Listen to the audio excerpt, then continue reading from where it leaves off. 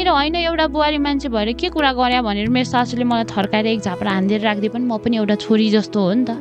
मलाई राखिदिएको भए पनि मैले म बढी बोलेछु है भनेर म बस्थेँ होला जस्तो मलाई लाग्छ के। त्यो बच्चालाई कहाँ लगेर राख्ने बास छैन, न घरको न घाटको भइसकेको थिएँ कि म त अझै त्यस्तो हुँदा पनि म त मेरो श्रीमानलाई कुरेथेँ कि आउनुहुन्छ लिएर जानुहुन्छ होला भन्ने मलाई लागेको थियो कि। म यस्तो गरेर तपाईँको छोरीलाई हुर्काउन मतलब के बचाउन सक्दिनँ। मैले के गर्ने दो बाटोमा भएँ।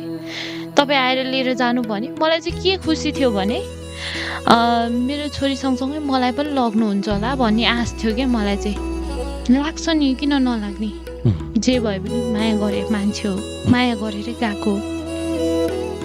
छोडेर जानेको धेरै माया हुन्छ भन्थ्यो, हो रहेछ क्या।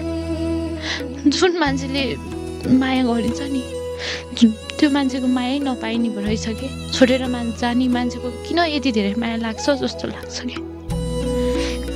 मेरो भाग्यमा थिएन भने किन आयो होला ऊ मात्र होइन, बच्चा किन दियो होला भगवान्ले। मेरो त मुटुको टुक्राहरू हो कि दुईजना, त मुटुको टुक्रा हो कि दुईजनालाई यति माया गर्थे खै कसरी छुट्यो थाहै भएन। जति नै मलाई नराम्रो भने पनि नराम्रो गरे पनि तपाईँलाई मैले कहिल्यै नराम्रो सोचिनँ। जे भए पनि शरीर सुम्पिएको मान्छे हो, मेरो श्रीमान हो, मैले शिरमा सजाउन पाएको मान्छे हो, दुनियाँ सामु समाजको अगाडि बुढाबुढी भनेर चिनिएको मान्छे हो। नराम्रो म कहिल्यै गर्दिनँ। भोलिको दिनमा दुःख पर्यो भने पनि रिया भनेर बोलायो भने म त बोल्छु, म त आउँछु। दुःख पर्यो भने सुखमा नसम्झिनु मलाई सम्झिन पर्दैन, सुखको बेलामा मलाई सम्झिनु म भन्दिनँ।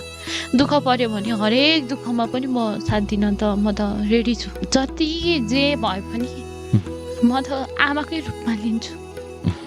मेरो आमाले नदिएको माया चाहिँ दिनुभएको थियो, सिकाउनु भएको थियो।